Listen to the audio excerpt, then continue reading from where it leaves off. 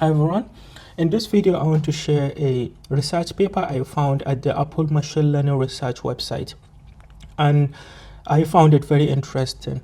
It is called depyf, decompile Python functions.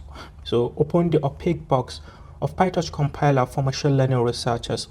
So what this paper is basically talking about is that, okay, PyTorch 2.x introduced a compiler to accelerate machine learning research, but the problem is that compiler, yes, it is able to take your code, optimize it for modern hardware so that your code can run very fast.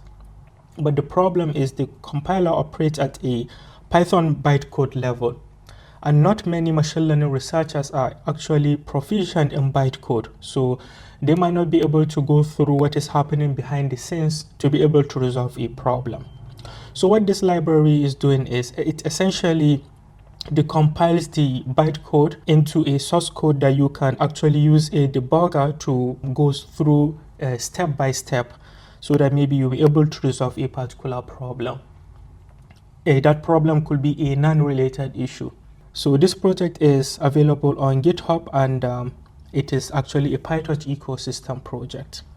So the introduction here, they essentially mention the fact that, yeah, today we use ChatGPT and other models. A model could rely on PyTorch, and PyTorch could rely on a compiler. That compiler is sophisticated, able to optimize your code, but the issue is that you might not be able to know what is fully happening behind the scenes. All right, so this is basically more about the introduction. Here in the second part, it's mentioning the two parts of the PyTorch compiler, the front end and the back end. The front end, it's called Dynamo.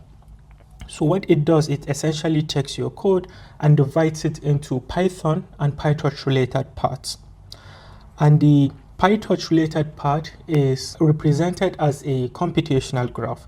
So it first identifies the first operation that cannot be represented in a computational graph. By the way, the computational graph is really a structured representation of tensor operations and how data flows through them. You know, your code can have lines that are PyTorch related, and then suddenly there might be a line that is Python related. That line could be a print statement or an if statement. So it first starts by identifying that particular first non-PyTorch operation. Then it's for the PyTorch related part, it creates a computational graph and then separates it from the PyTorch related part. So next, the subsequent operations. So we have the PyTorch part represented as computational graph, then the Python related part, then the subsequent operations, subsequent lines, they are more like represented as resume functions.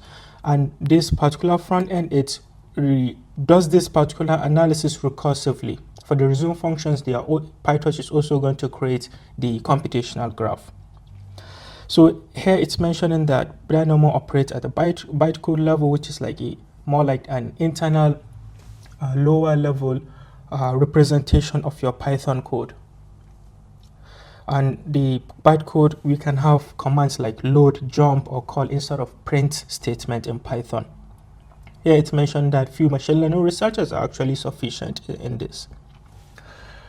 Next, after this Dynamo creates the computational graph, we have the back end that takes that graph and optimizes it for GPU or a TPU.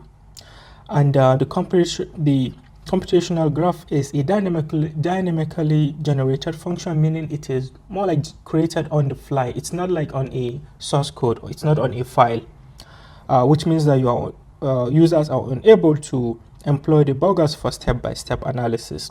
I have to say, a particular problem is this not a number related issue. I remember working as a machine learning engineer at a company. I spent a huge time before, I think it was an LSTM that I was working with, and I had a not a number related problem. It took me a significant amount of time to find where that problem was coming from. Maybe if I had used this particular library back then, I would have been able to resolve the problem much more faster. On page 3 here, so let's look at the core of the whole process of how this particular library works. On the left here, we have PyTorch compiler related workflow. So it takes your source code, your input, and then it generates Python bytecode, transforms it. It creates a computational graph and resume functions for subsequent operations after the computational graph. So what this, by the way, all these are internal representations. You don't see them typically. What this library is doing is it reconstructs the computational graph, it reconstructs the bytecode, and also resume functions. So on this green part, essentially what it is doing from the compiler. And we have the debugger icons, which means you can go through all these generated functions step by step. Here they are discussing the solution, mentioning existing decompilers might have problems with older, and also they struggle with bytecode that is related to a particular framework, let's say PyTorch. So in here it is essentially comparing other decompilers with this depyf. Other compilers struggle with, let's say, PyTorch and also other older versions of Python, but on their test, this particular library excels in all of the tests. Using it is straightforward. You just have to wrap your code with a context manager, this one, and also this. Then it will capture the internal details of the compiler. Okay.